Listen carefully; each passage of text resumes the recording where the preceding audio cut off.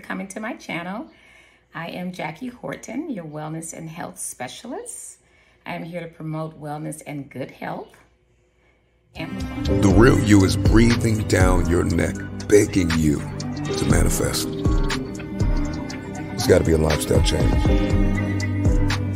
When you shift your paradigm, when you shift your thinking, only then what you see in your head, you will hold in your hand. Hi, and welcome to Mental Health Monday. I am Jackie Horton, your virtual wellness and health specialist. I'm here to promote wellness and good health, to amplify lifestyle changes in order to maintain our good health, and also to uplift those things that we're already doing to maintain and to continue to maintain for our overall wellness. So today for Mental Health Monday, I was thinking about a topic that resonates with a lot of people.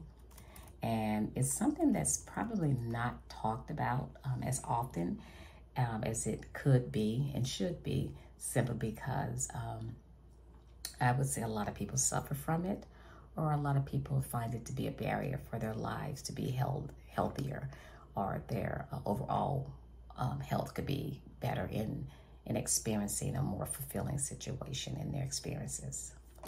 So I call it Isolative Island of Individuality and Independence.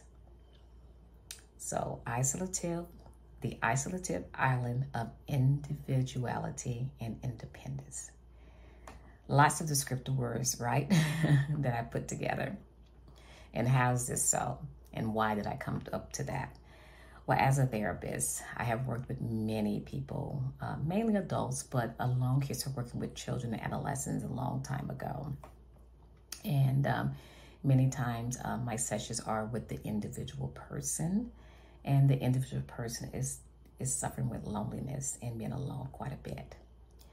However, they're quite independent and able to take care of themselves. They're able to function holistically in society and also be rewarded for their level and their ability of being able to function. And this independent individual person usually suffers with connections, not only with adult companionship, but sometimes being a parent themselves. And parents and children have tendency to sort of form this emotional bond that's really detached and really disengaged, and they're not sure how to get it attached or get it more fulfilling on both ends. But we'll talk a little bit more about that. So basically, when clients come to me with, what I describe as, as I had stated earlier, they have interactions with plenty of acquaintances. They even have people that they refer to as friends. But over time, they start to talk about a deep longing for more of fulfillment. And what's interesting is that when I ask probing questions, they're not sure what that looks like, even if they did have it. And then they begin to even wonder, even ponder even more so about if they ever had it. Because over time, when we start to ask ourselves about the things that we desire, if we're not able to kind of figure out what that looks like as we experience it, then more than likely, we need to kind of help you figure out what you want as your idea of fulfillment, rather than trying to have this general utopia experience that you already experience anyway.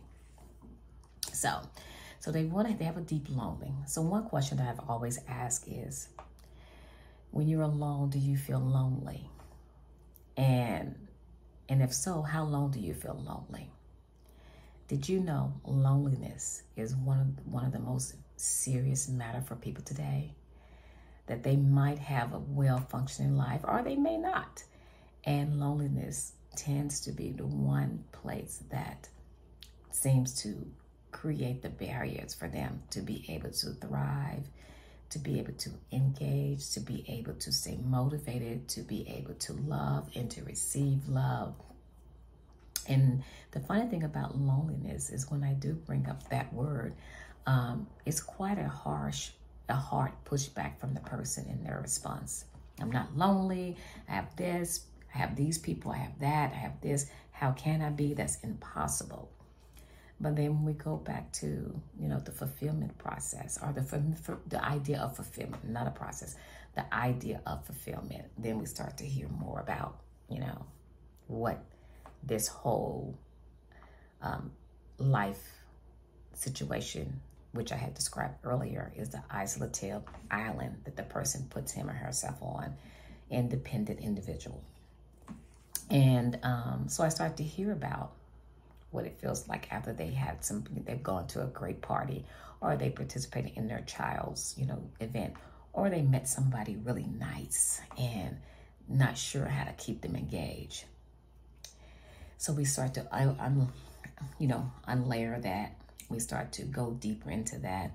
I start to ask even more probing questions, just to get them to thinking about themselves and how they're showing up in the world, you know, and how they're showing up in their own lives and in all the situations that they find to be of matter to them.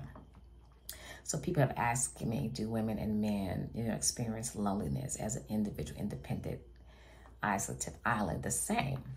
And, you know, I would say, instead of just, you know, me saying, yes, that's the answer, we should go ahead and explore that, I like to sort of talk about the ways that the person describes his or her experience. One thing that I've learned in my experience when we start to talk about these feelings is that because of where you are in yourself, you sort of have a skewed, you know, way of what things should look like. And because of that, you start to create more of the same experiences that causes you to remain individualized and independent. And I do mean where it's it's extended, it's exaggerated place of individuality and independence, where it actually feels like you have entrapped yourself. And so going back to that, instead of saying, yes, men and women experience the same, what I found is that because of that skewed perception of individuality and not wanting to depend on nobody and not wanting to need anybody, you start to create more of the same experiences that brought you into therapy anyway. And then with that, the letdown, the disappointment, and the lack of motivation begins to take place. Of like, this really, you know, maybe I'm being greedy. Maybe I don't deserve this more than what I want. Maybe I just came up with this idea because society said I need to have this. And you begin to doubt yourself. You begin to doubt what you're feeling, and you begin to think like, hey, maybe this numb, disenchanted feeling is something that, you know, makes sense to you and reasonably something that you should be okay with experiencing, because the energy to put forth and digging deeper into yourself to have a more engagement experience has become too burdensome because of the numerous letdowns as a result of your effort. But here's the great thing. Over time, when you work through yourself and work on yourself and really, really be straightforward with yourself, you start to find yourself understanding that you learn something about being on your own, but you also know now that you can experience an interdependent relationship with those around you and be fully engaged. You find that what you desire is not abnormal or not selfish or not, you know, or not just, you know, worth your time or worthless, but you find it to be worth your time because you are worth, you know, putting yourself in a situation where you can give and receive the goodness and the joy that comes with great engagement and interactions in our wonderful interdependent relationships. And so you start to look at your thoughts and you know, and understand how they were formed, why they were formed, what you were trying to do when you started to live your life according to them, which are all the things that, you know, make sense. And as we develop as human beings, we are supposed to evolve, even though we're older, we're in our mature age, we're half 100 and all that. We are supposed to continue to evolve. So that isolative island of individuality and independence will no longer be strengthened by your thoughts. Instead, it will be replaced with ideas and images that you desire, that you come up with, and that you start to really figure out where did those ideas and images come from, and how to either grasp those ideas or images, or how to just let them move forward and move out of your life, because that's not who you really are, and that's not what you really want.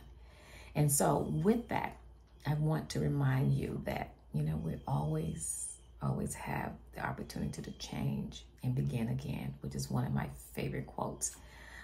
It's never too late to begin again.